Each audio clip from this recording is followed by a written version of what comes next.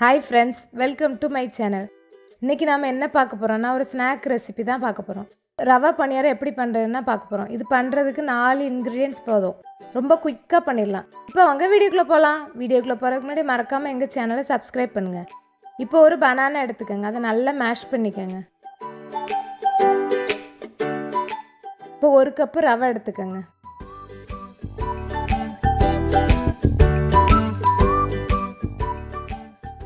இப்போ 1 cup ரவைக்கு 1.25 cup மைதா எடுத்துக்கங்க.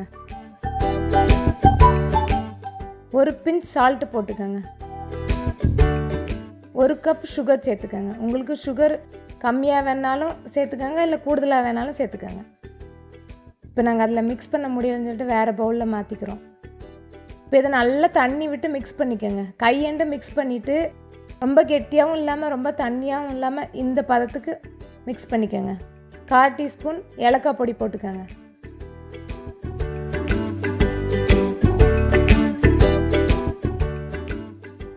1/2 teaspoon baking soda போட்டுக்கங்க. நான் இப்போ இது உடனே பண்றதனால பேக்கிங் சோடா சேர்த்துக்கிறேன். சப்போஸ் நீங்க 1 மணி நேரம் 1.5 மணி நேரம் கழிச்சு பண்றதா இருந்தா பேக்கிங் சோடா சேர்க்கணும் அவசியம் இல்லை. பேக்கிங் சோடா சேர்க்காமலே நல்லா உப்பி வரும். இப்போ இது ஒரு 10 நிமிஷம் மூடி வச்சுக்கோங்க. இப்போ அடுப்பில் ஒரு பனியார சட்டி வச்சுக்கோங்க. அதில் நெய் இல்லைன்னா எண்ணெய் ஊற்றிக்கங்க. உங்களுக்கு எது தேவையோ அதை ஊற்றிக்கங்க. இப்போ மாவை அந்த குழியில் ஊற்றிக்கலாம்.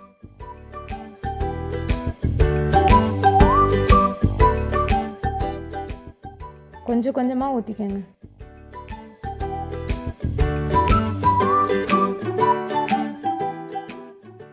சப்போஸ் உங்களுக்கு எண்ணெய் பிடிக்கலாம், நீங்கள் எண்ணெய் லைட்டாக தடவி கூட பண்ணிக்கலாம்.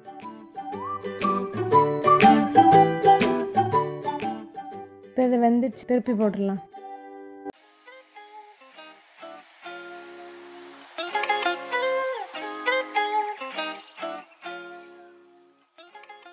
இப்போ பனியாரம் ரெடி ஆயிடுச்சு, எடுத்துடலாம்.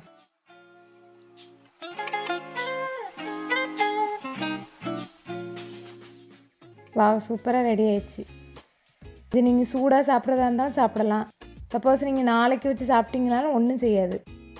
குழந்தைங்க ஏதாவது உங்களுக்கு ஸ்நாக்ஸ் வேணும்னு கேட்டால் நீங்கள் இதை உடனே செஞ்சு கொடுக்கலாம். உங்கள் வீட்டுக்கு யாராவது கெஸ்ட்டு வந்தாங்கன்னா குயிக்காக பண்ணுறதா இருந்தாலும் நீங்கள் இதை செஞ்சு கொடுக்கலாம். கண்டிப்பாக நீங்கள் இந்த ரெசிபியை ட்ரை பண்ணி பாருங்கள்.